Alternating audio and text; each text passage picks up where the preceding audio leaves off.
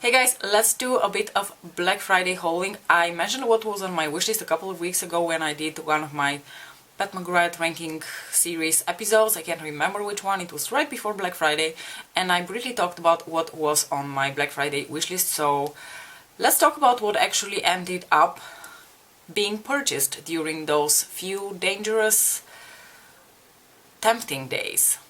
So, a couple of extra things made it into my purchases and a couple of things were removed from my wishlist. So I think I'm going to start with a few things that I didn't end up buying. First of all, I did not end up buying that super expensive Jura espresso machine, which I mentioned in the very end as like a frivolous purchase that I just couldn't bring myself to do.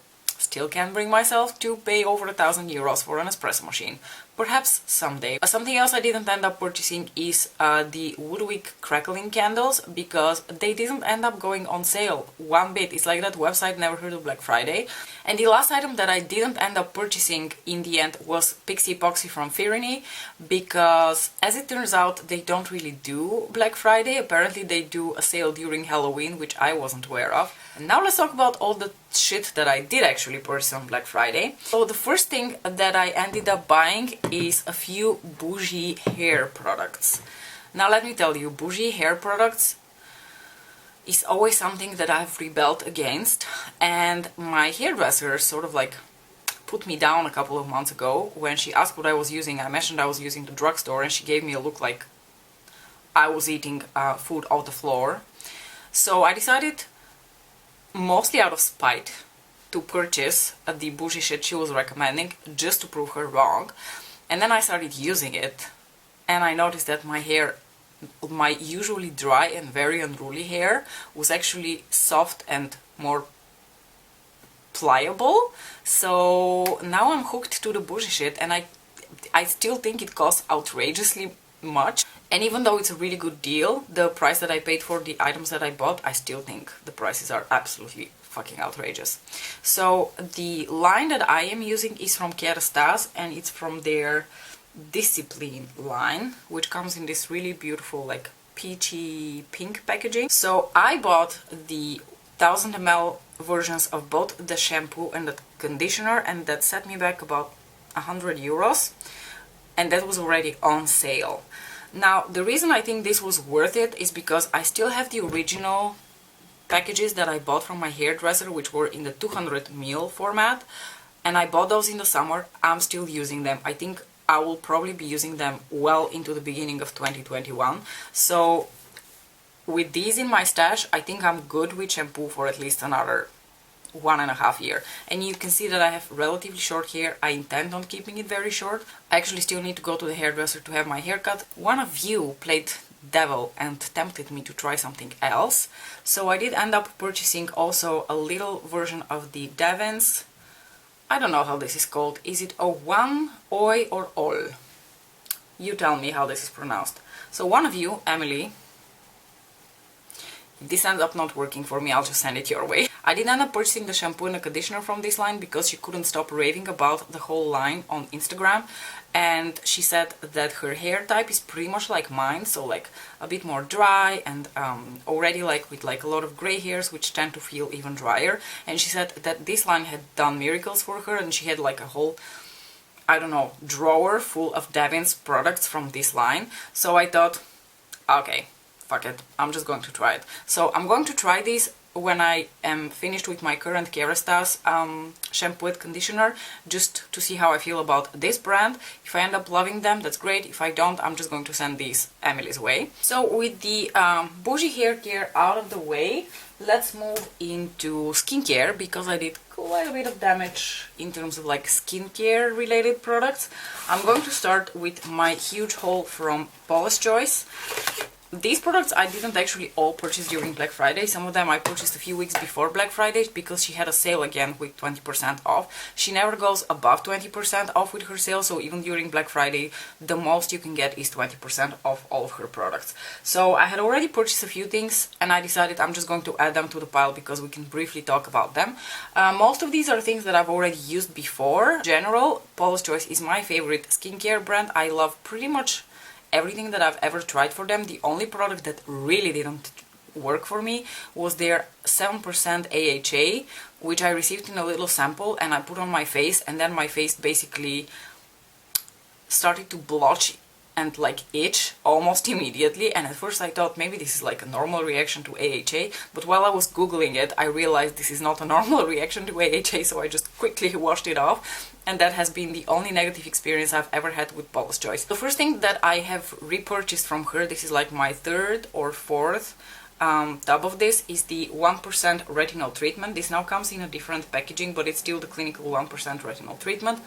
I love this, I swear by this, it is my favorite skincare product, and it is the only thing that I could clearly tell has made such a huge difference for my skin. On the retinol topic, I also repurchased my Intensive Repair cream, like a night cream with retinol, also a very pleasant texture, not very heavy even though it's meant for dry skin.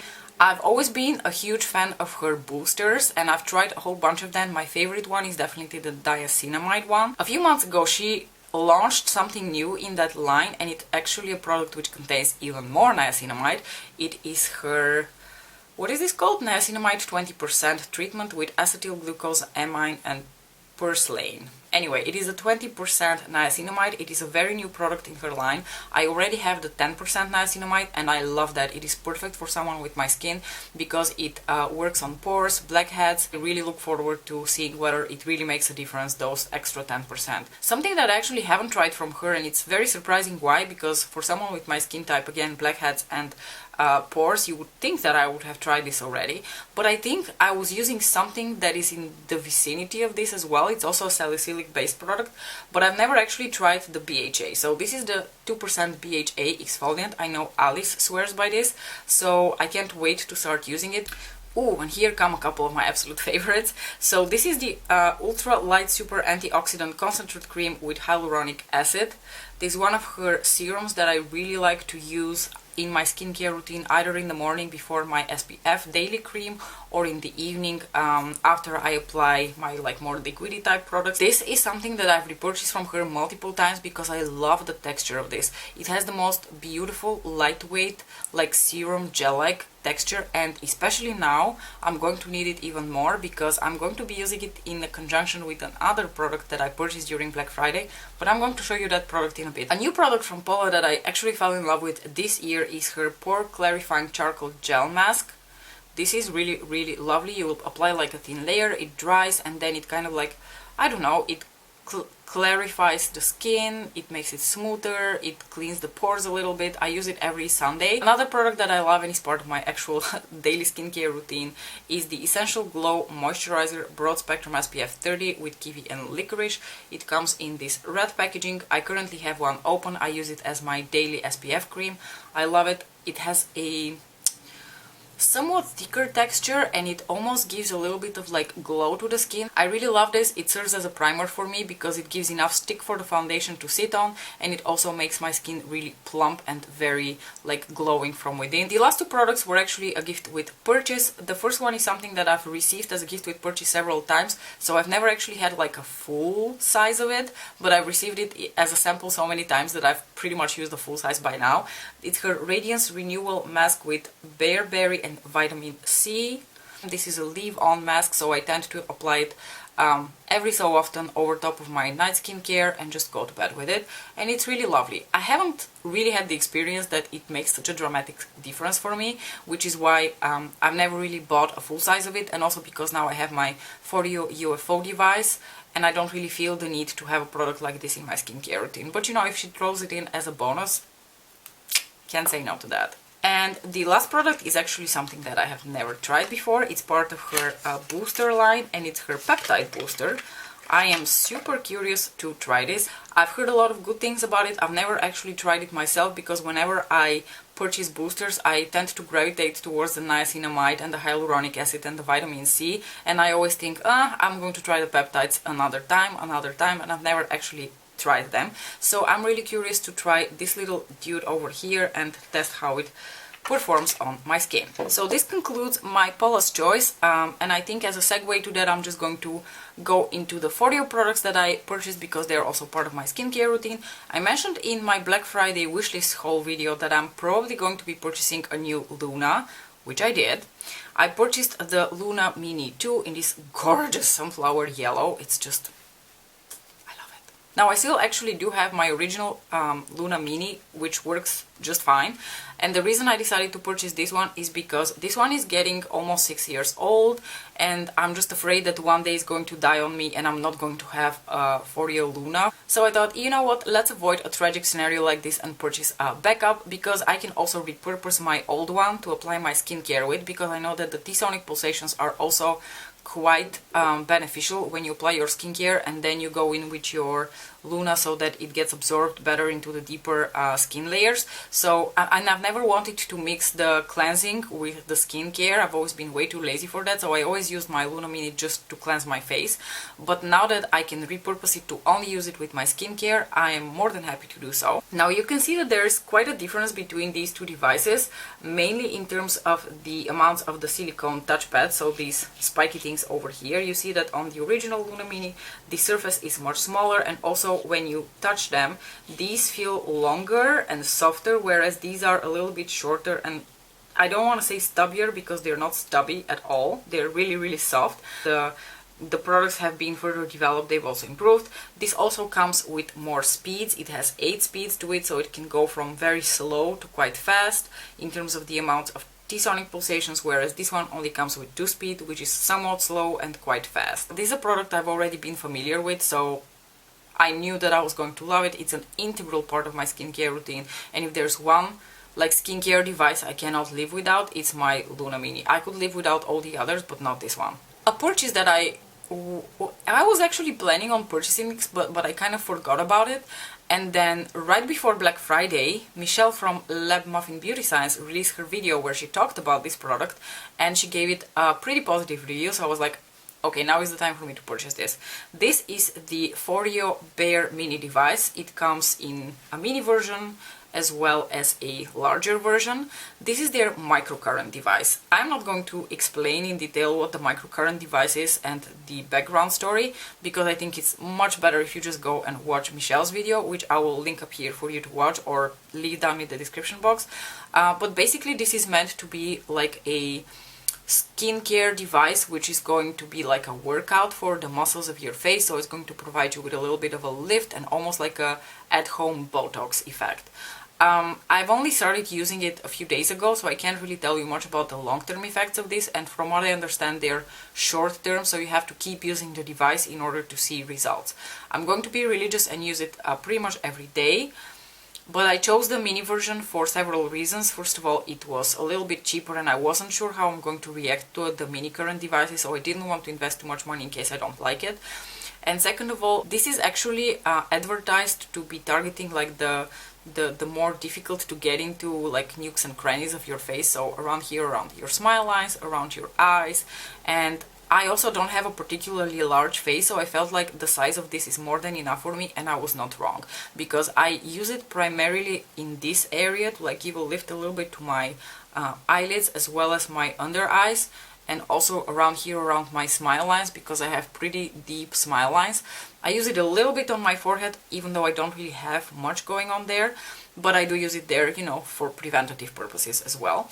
I am really enjoying it, and what I was going to mention earlier is you have to use a device like this with something that conducts electricity, so it needs to be water-based, and I decided to pair this with my hyaluronic acid serum from Paula's Choice.